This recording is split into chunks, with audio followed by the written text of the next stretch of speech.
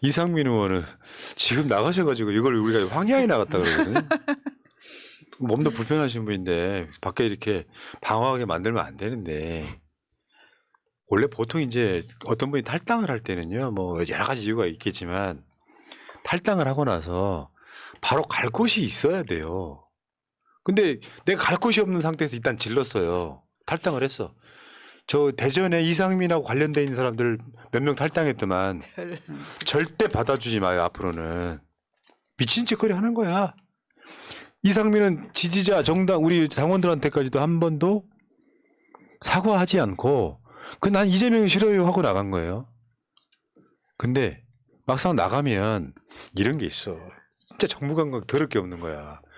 윤석열하고 똑같은 짓 하는 거예요. 내가 일방적으로 미국에 줄 서면 미국이 한국에 줄 게 없는 거예요. 그러면 내가 탈당을 하려고 할 때는 내가 갈 곳을 둥지를 마련해 놓고 그 둥지 안에서 그 새로운 둥지가 될 쪽과 밀당을 해야 될 거 아니에요. 일단 나갔다? 불러줄 줄 알고 안 부르는 거야. 그러니까 이제 방송에서 약간 저건 약간 조롱에 가까운 건데 이상민 의원 국민의힘에 영상평지 하나 쓰세요 해서 이게 만들어진 저 코미디. 전 저거 보니까 노래가 하나 생각나더라고. 예전에 질투라는 드라마 있잖아요. 넌 대체 누굴 보고 있는 거야? 내가 지금 여기 눈앞에 서 있는데라는 생각이 들더라고요. 저는 이분이 무려 5선이에요. 그렇게 무작정 탈당을 했을 것 같지는 않은데 국민의힘으로 뭔가 모종의 뭔가 약속을 받고 나가지 않았을까 하는 게 보통 사람들의 상식이지만 지금 이낙연 전 대표하고 통화를 한 내용들을 보면 제3지대의 뭔가 생각들을 가지고 있는 것 같고 지금 잠시 뭐 희생자 코스프레 정도 해서 연민당 정도를 만들고 싶은 것 같습니다. 연민당? 연민을 자극하는 유발하는? 연민당 정도를 만들고 싶어 하는 것 같아요. 아니면 한편으로는 이낙연 전 대표도 나를 출당시키냐? 막 이런 식으로 자꾸 뭐 이렇게 빌드업하고 있지 않습니까? 그래서 다들 희생을 당한 듯한 모습을 보여주고 싶어 하는 게 아닐까 싶어요. 내 생각은 좀 달라. 음. 왜 그러냐면 지난 총선 때 국민의힘이 충청권에서 대패를 했어요. 국민의힘 현역 의원이 거의 없다시피 해요. 아마 대전도 민주당이 대부분 다 갖고 있잖아요. 그러니까 거기다가 현역 의원 하나 꽂는 거는 국민의힘한테는 좋아. 그러면 이런 측면이 있죠. 여러분들도 여론조사 꽃처럼 여론조사 돌릴 거 아니에요. 안 나오지. 그러면 이상민 지지율이 안 나오는 거예요. 국민의힘으로 가더라도 안 나오는 거예요. 그러니까 실제로 매력적인 카드가 아닌 거지. 마차님 표현 같으면 이런 거지. 김기현은 그러니까 저 이상민은 국민의힘 입장에서 봤을 때는 이재명 흔들기 그냥 물티슈인 거예요. 실제로 저런 글이 올라왔었거든요. 이제 지금 일배식 표현이긴 한데 이상민 같은 사람은 민주당 내부에서 총질할 때 우리한테 의미가 있는 사람이지 국민의힘 커뮤니티에 올라온 거예요. 맞는 말이죠. 네. 네. 그러니까 내 가치를 최대한 올려놓은 상태에서 상대방이 나를 고액으로 스카우트하게 시켜표한 프로야구 같으면 지금 이상민이 파가 된 거잖아. 근데 파도 아니야. 지금 이거는 뭐냐면 재계약 안 하겠다고 아예 방출시킨 거에 가까운 상황인 거예요. 근데 이게 매력적인 선수면 다시 데려올 텐데 저쪽에 없다 보니까 이제 TV조선이 아까 지금 그게 TV조선이었지. TV조선이 이상민을 조롱한 거예요. 왜 안 불러주는지 김기현 대표한테 영상편지 한번 써봐라. 아마 이 영상, 이 보도가 이상민 의원에 대한 마지막 보도가 되지 않을까 싶습니다. 이상민이 이미 탈당한 이상 이상민은 그 카드를 잃었거든요. 어떤 종편에서 이상민을 불러줘서 민주당을 까게 하겠습니까? 이제 민주당 사람이 아닌데요. 그러니까 옛날하고 정치의 과정이 지금 많이 달라졌다. 이런 거 있잖아요. 저 사람이 탈당을 하면 민주당 내에서 사실은 지지율이 좀 빠져야 돼요. 또 지지율 빠진다는 게 이 어느 날 뭐 갑자기 빠지는 게 아니라 탈당할 때 지지고 볶고 막 하면서 막 2주, 3주 동안 막 그렇잖아요. 그럼 지지율이 빠져야 돼요. 근데 이상민이나 또는 지금 뭐 탈당 대기하고 있는 이낙연 등도 사실은 지지율에 영향을 거의 못 미칩니다. 왜? 이쪽 진영은 거의 만장일치로 윤석열과 잘 싸워야 돼 하고 막 잔뜩 긴장하고 있는데 내부 총질하면은 나가고 나면 박수가 나오지 않습니까? 사실 그런 구조가 분명히 있다고요. 전 진짜 조금 다르게 생각해 보니까 방해는 할 수 있는 세력이 될 수 있거든요. 그렇지, 그거 충청권은 맞지. 굉장히 예민합니다. 지금 어느 한쪽 국힘 뭐 우리 쪽 완전히 뭐 원사이드하게 이길 수 있다라고 장담할 수 없는 지형이면 저 제3지대를 노리면서 국회의장 되려면 무슨 당이든 상관없다라고 지금 선언을 했던 상황이잖아요. 국민의힘에도 굳이 갈 이유도 없는데 조롱을 당하면서까지 본인은 지금 이렇게 모멸감을 느끼면서 희생양이 된 듯한 모습을 취하는 게 아닐까 해서 살아남기 위한 하여튼 전략을 구사하는 것 같아요. 그러니까 피해자 코스프레 뭐 이런 것도 일부 있겠지만 실제로는 이상민이 그렇게 매력적인 카드는 아니다. 전혀 없죠. 근데 왜냐하면 이게 노회한 옛날 정치인 이미지가 강하잖아요. 그러니까 조선일보나 동아일보에서 종편에서 이상민이 민주당 까는 데는 용도로는 좋은데 지금 이미 이상민이 갖고 있는 정치력 어떤 그 파괴력이랄까 이런 건 아예 없는 상태잖아요. 그러니까 저런 꼬리로 전락한 어떤 1호 탈당자의 모습을 보는 것 같고 지금 오늘 민주당 중앙위가 열려서 지금 대의원 그 표를 20대 1 정도 미만으로 낮추는 거랑 하위 20% 지금 감산하는 거랑 통과가 됐어요. 그 70% 가까운 찬성으로. 근데 문제는 이제 이 구조에 있는 거잖아요. 대의원제 사실상 폐지 이걸 반대했던 거는 뭐냐면 이 공천 룰과 함께 통과를 시키는 상황이기 때문에 공천 룰에 하위 20%나 10%에 들만한 사람들이 이거 통과시키면 안 돼. 뭐 이런 개념으로 대의원제를 사실상 반대하면서 속내는 이제 뭐 저 하위 20% 삭감하는 거 감점하는 거 여기에 대한 속내를 막 드러내던데 결국 통과가 됐어요. 좀 아쉽긴 합니다. 1대1로 만들 수 있었는데. 그리고 20%는 크게 다를 게 없는 게요. 우리 저 공천 때마다 그 정도 하잖아요. 20% 감사는 누구한테나 하는데 그 퍼센테이지 비율이 얼마냐의 차이지. 아니 하위 20%인데 감점도 없으면 그게 무슨 물갈이 하지 말자는 거예요. 그렇죠. 오늘 저도 중앙위원 회의의 현장에 있었는데요. 이 올라온 안건들을 우리 권리 당원들, 우리 민주당의 뭐 개혁을 바라는 혁신을 바라는 당원들이 보면 아, 이 뭐야 이게 혁신한 정도 돼라고 굉장히 답답해 하셨을 것 같더라고요. 근데 그럼에도 불구하고 그 중앙위원회 한 30% 정도는 그것조차도 인정하지 않겠다라고 계파별 어떤 그런 이득만 계속 계산하고 있는 듯한 모습을 보여서 참 저도 민주당원 중에 한 사람으로서 아쉬움이 없잖아 있고 안타깝기도 한데요. 바꿔야죠. 그래서 바꿔야 되는 겁니다. 하위 네.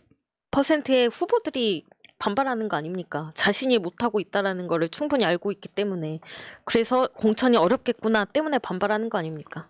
어쨌든 이번 건 아쉽긴 하지만 통과된 네. 거는 정말 네, 다행이죠. 다행입니다. 그 어떤 언론에서 최근에 나온 칼럼 중에 이런 게 있어요. 노란봉투법 통과. 이재명 대표가 아니었으면 가능했을까 하는 칼럼이에요. 민주당 그거 못했었거든요. 재계의 반발을 의식해서. 물론 윤석열이 거부권 행사하긴 했지만 재계의 반발을 의식해서. 여러분들 기억하시는데 이낙연 당대표가 한 7, 8개월 당대표 했거든요. 그때 기억나는 거 있으세요? 민주당이 뭘 했는지? 사실은 민주당이 정권 뺏긴 가장 중요한 요소 중에 하나가 180석 줬더니 아무것도 못했다에 가깝습니다. 사실 그때 언론 개혁을 했어야 되지 않습니까? 그 시기상. 이래서 안 되고 저래서 안 네. 되고 했죠. 그때 이것저것 뭉갰던 게 이낙연 대표 시절이었죠. 근데 그게 이제 이런 것도 이제 사실은 개혁은 국회 역할이 더 커요. 대통령보다. 근데 이런 측면이 있다는 거죠. 당시에 문재인 정부를 욕할 수는 있는데 그 문재인 정부를 욕할 때 가장 큰 비중이 민주당 여당이어야 되는 거예요. 아무것도 못한 게. 네. 그리고 계속 청와대에서 시그널을 보내요. 개혁하라고. 민주당 내에서 이 합을 못 맞춰가지고 유야무에서 통과시킨 법이 거의 없는 거죠.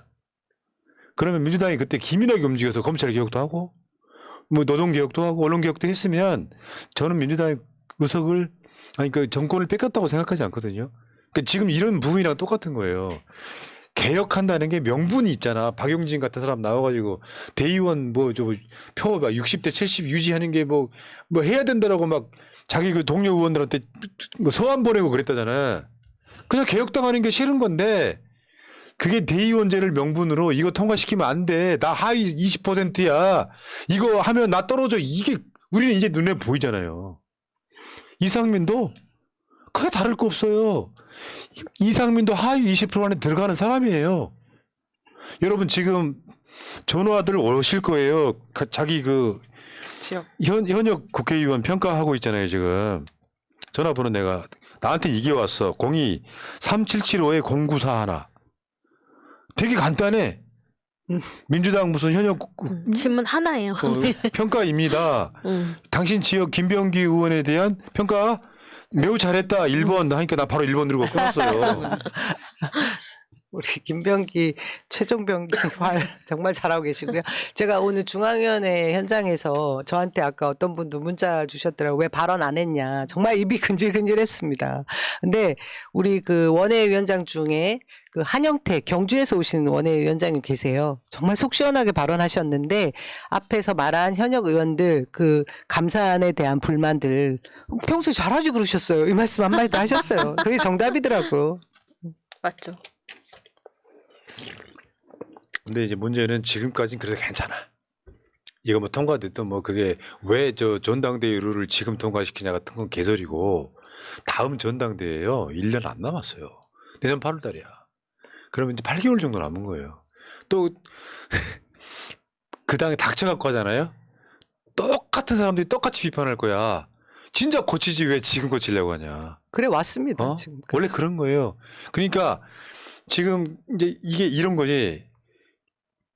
대의원, 권리당원 20대 1 미만. 그러면 이게 전체가 70이거든요. 대의원하고 권리당원하고 70. 요거를 이 숫자가 있을 거고 거기에는 뭐가 있냐면은 투표율이라는 게 있을 거예요. 그러니까 훨씬 그러니까 이 정도 되면은 권리당원이 대의원보다 반영되는 퍼센테이지가 한 2배 이상 나올 거예요. 그 당원들 비중이 훨씬 커진 건 맞고 이 상황에서 이제 문제는 이것이 아니고 지금부터는 국회의원 현역들 지금 평가하고 있잖아요. 당원들이 봤을 때 잘했다 못했다가. 그럼 그게 점수가 된단 말이죠. 그래가지고 나중에 이번에 어떻게 할지 모르겠는데 하위 20%를 발표하는 경우도 있고 발표 안 한 적도 있어요. 하위 20%를 명단을 발표하잖아요. 그럼 당 입장에서 이 사람이 공천될 수도 있잖아. 경쟁자가 별로 약할 변변치 경우. 않은 상황에서. 그럼 뭐 하위 20% 안에 들어가면 국민의힘이 이용해 먹어요. 그래서 명단을 발표 안 하는 경우도 있는데 본인한테 통보가 되지. 하위 20%로. 그래서 하위 20%에 들어가서 공천을 못 받을 그 즈음 되면 하위 20%에 들어갈 사람 중에 탈당자가 나오는 거예요. 그때까지는 지금 이낙연이 민주당을 흔들고 있는 이유가 저런 거랑 똑같은 건데 길게 남아있는 게 아니에요. 총선은 앞으로 4개월밖에 안 남았고 공천은 1월 달 말이면 사실상 시작된다고 봐야 돼. 지금 12월 달이잖아요. 지금 그 작업을 하는 상황이라고. 오늘 참 묘했던 것이 중앙위원회의 때 가결 부결에 대한 자신들의 그 소신 주장을 발언하게 한 그 시간에 정말 하위에 들 것 같은 분들만 커밍아웃 하신 것 같아가지고 어쩜 이렇게 예상한 대로 부결적으로 주장하시는 분들이 왜 이렇게 드러내놓고 자신 없어 하는 거를 주장하실까 싶어서 야, 이 여의도 공개하고 여의도 밖 공기는 이렇게 다르구나. 정말 자기 객관화가 안 되는구나. 이런 생각이 들더라고요. 자, 지금 이런 건 있어요. 이낙연 쪽에서는 창당 준비를 하고 있는 것처럼 보입니다. 있잖아. 신당 창당에 대해 아직은 반반인 상황. 물밑에선 실무적 창당 준비는 진행되고 있다. 물론 약간 뻥카일 수도 있어. 근데 저는 진행되고 있다고 봐요. 지금 이낙연이 노리는 거는 호남 신당인 것 같아요. 그리고 창당하려면 내가 비하인드 하나만 알려드리면 민주당이 지난 21대 때 180석을 할 때 진짜 숨은 주역 중에 하나가 누구냐면 정청래예요. 생각해봐요. 위성정당 안 돼 하고 있는데 위성정당이 국민의힘이 만들었잖아요. 민주당이 안 받을 수가 없잖아요. 지금 논란하고 비슷하잖아. 그리고 갑자기 창당을 한다? 그러면 이게 5개 이상의 시도당의 당원을 막 1000명 이상 모으고 있잖아요. 미리 준비 안 해놓으면 신당 창당이 안 됩니다. 그런 차원에서는 지금 준비를 하고 있는 것 같은데 지금 현재로서 보면요. 저렇게 간보는 건 좀 비겁한 거예요. 내가 신당 창당을 하거나 탈당을 하는 명분 쌓기를 하고 있는 거잖아요. 지금 그런다음에 이재명 대표 쪽에서는 이낙연 한 번 더 만나서 다독거려 보려고 이낙연 쪽에서 거부하고 있다는 거잖아요. 불만을 자기 불만 사항을 언론에다가 이야기하는데 막상 이재명 대표 쪽에서 손 내밀면 이낙연 쪽에서 안 만난다잖아요. 그게 뭐야? 비겁한 이중 플레이, 탈당 명분 쌓기 아니냐고요. 피해자 코스프레. 그러니까 그런 짓 하고 있는 거지 지금. 오죽하면 이낙연 씨에 대해서 이준석이 지금 조롱하는 지경에 이르렀냐고. 나는 이낙연 만날 생각이 있다. 그 뭐 당원들이야 출당을 시키고 싶어 하지만 사실 당대표의 입장이나 이런 것도 그렇고 통합하고 같이 가자라는 거 아니었습니까? 그런데도 스스로 나가라면 나가야지요 이러고 있는데 뭐 이낙연이 댓글창에 잠깐만. 그 DYJCH님 정청래가 아니라 정봉주 그 말 하는 게 아닌데요. 그건 열린민주당이고 네. 더불어 시민당 이야기한 거예요. 약간 다른 개념입니다. 자, 그다음에 이제 박지원 전 국정원장은 신당 탈당 신당 뭐 이런 거 안 할 것이다라고 예측을 하고 있는데 과연 그럴까요? 물론 이낙연이 당을 만들어 나가면 민주당한테 좋을 건 없지 사실은. 자, 다음에 저것도 이제 피해자 코스프레의 대표적인 모습인데 당에서 몰아내면 받아야지 어떻게 하겠습니까? 당원들이 그렇게 하고 당이 결정한다면 따라야죠. 와, 이게 나 가장 사악해 보이더라고. 스스로 셀프 피해자가 되고 있잖아요 지금. 그러면서도 YTN에 나가서는 이런 얘기하더라고요. 뭐 이재명 대표와 뭐 만나는 그런 계획이 있느냐 그랬더니 사진 한 장 찍고 단합하는 것처럼 보이는 거 의미 없다라는 얘기를 하면서 예, 참 좀 정말 비열하고 비겁하고 진짜 아유 그렇습니다. 정치 이렇게 하시면 안 됩니다. 정치 이렇게 하시면 안 되고요. 이런 게 있잖아. 세상은 높은 위치에 있는 사람일수록 내가 손해보는 게 있어야 더 큰 이득을 주거든요. 이해가 돼요? 속상하다고 그래서 내가 잃는 작은 어떤 거에 대해서 불만을 크게 표시하잖아요. 그러면 다 잃는 거예요. 위치가 높을수록 내가 잃는 것도 있어야 돌아오는 건 훨씬 더 크게 돌아온다. 대표적인 모습 노무현 대통령 같은 사람인 거예요. 당선 안 될 거 알면서도 부산에 출마해서 계속해서 주목을 받으니까 대통령 만들어 주지 않습니까? 이낙연이 뭔데요? 당원들이 일부가 이낙연을 깐다고 해서 이재명 대표가 이낙연을 직접 깐 적이 한 번이라도 있을까요? 내 기억에? 없거든요. 정권 뺏긴 거에 대한 책임 최소한 반 이상은 이낙연 씨한테 있는 거는 누구나 다 아는 이야기예요. 국무총리 때 부동산 정책 실패, 당대표 때 개혁 못해, 대선 때 대장동 등 터뜨리고 실제로 본선 갔더니 안 도와줘. 이게 이낙연의 현실이잖아요. 그럼에도 불구하고 이재명 대표가 손을 내밀 때 못 이긴 척 받아야 되는데 나 이것도 지겨운 게 뭐냐면은 저번에 한번 이낙연 귀국해가지고 이재명 대표랑 만났잖아요. 또 만나야 돼? 무슨 연애하는 거야? 내 연인이 삐졌어? 그럴 때마다 집 앞에 찾아가가지고 선물 들고 가야 돼? 정치를 장난으로 해? 왜 부끄러운 줄은 모를까? 좀 어른이 어른다워야 되잖아요. 최소한 이재명 대표보다 10살 이상 많은 어른이잖아. 문제는 그런 거 아니에요. 지금 진짜 몇 사람 되지도 않는 개딸들 핑계를 대가지고 민주당 전체 권리당원 250만 당원을 지금 이런 식으로 모욕하고 있는 거잖아요. 내가 잃는 게 있을 수 있어. 이낙연 걔 국회의원들한테 똑같이 말씀드려볼게요. 내 지역구에 지역 사무실에 와가지고 막 난리치는 당원들이 있을 수 있어. 그럼 몇 명이나 됩니까? 많아야 10명 정도밖에 안 돼. 한 번 왔다 가면 그걸 핑계로 삼아가지고 민주당 당대표 흔들고 있어. 당대표가 매일 그 사람들 찾아가지고 이게 당한테 도움이 되겠냐고 하나씩 전화를 해야 됩니까? 당신네 똥파리들은 수천 명이 온라인상에서 이재명 다구리 났던 건 기억 못 하십니까? 이 민주당의 이 비겁한 자들이 지금 몇 사람 남아가지고 당을 이렇게 흔들고 있잖아요. 아니 그것도 감당 못할 거면 정치를 왜 해? 나 지역 사무실 가서 그냥 그분들 공감하는 건 절대 아니에요. 하지 마 진짜 다시 부탁하지만. 근데 그걸 핑계 삼아가지고 탈당 명분 삼고 있는 게 얼마나 비겁하냐고. 그건 정치 하겠어요? 정말 저 수석 권리당원이 하는 이야기예요. 잘 들으시라고. 적당히 해야지. 이게 매일 이낙연 이슈가 나와가지고 웬 노역이 이렇게 많어. 정계 은퇴하셨잖아. 본인이 약속했잖아. 심지어 종로구 자신의 지역구를 버리면서 중도에 버리신 거 아니에요? 그러면서 그 자리를 지금 국민의힘에 내줬습니다. 그러면서 정치를 대선 이후에는 하지 않겠다라고 선언했던 거 저희 다 기억하고 있어요. 그리고 지난 대선 때 이낙연 후보를 지지했던 지지자들 15,000여 명이 윤석열을 지지했습니다. 그걸로 끝난 거야. 이낙연 정치 끝났잖아요? 생명은. 이낙연의 최측근이 윤석열 지지하고 가버렸잖아. 정운현 씨. 나도 아는 사람이야. 그거에 대해서 최소한의 사과나 반성한 적 나는 있어요? 그 사람 지금은 사람으로 안 보거든요. 사람으로 태어나서 어떻게 그런 짓을 해요.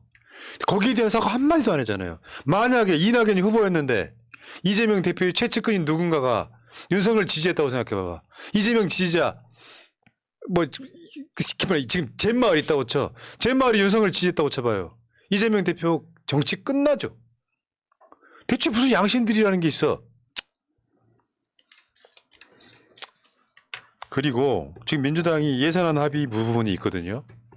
국민의힘의 전략은 이대로 쭉 가서 윤석열 기재부가 만든 안으로 통과시키고 싶어요. 근데 또 국회 예산은 그런 거거든요. 국회가 통과를 안 시키면 또 통과가 안 되는 거예요. 그래서 지금 원안이 아니라 예산 합의 안 되면 민주당 수정안 단독 처리할 것이다. 이거 사상 초유의 사건이 되는 거예요. 정부의 기재부가 예산안을 짰어요. 보통 일반적인 정권 같으면은 전체 막 600조 되는 예산안 중에 1, 2조 깎아요. 서로 이렇게 배치 다시 한다고. 그리고 여야 합의로 통과시키거든요. 이 경우에는 민주당 수정안이 통과될 가능성이 높아졌어. 그럼 윤석열이 거부권 행사해야 돼. 지금 잘 싸우고 있다는 이야기 드리는 겁니다.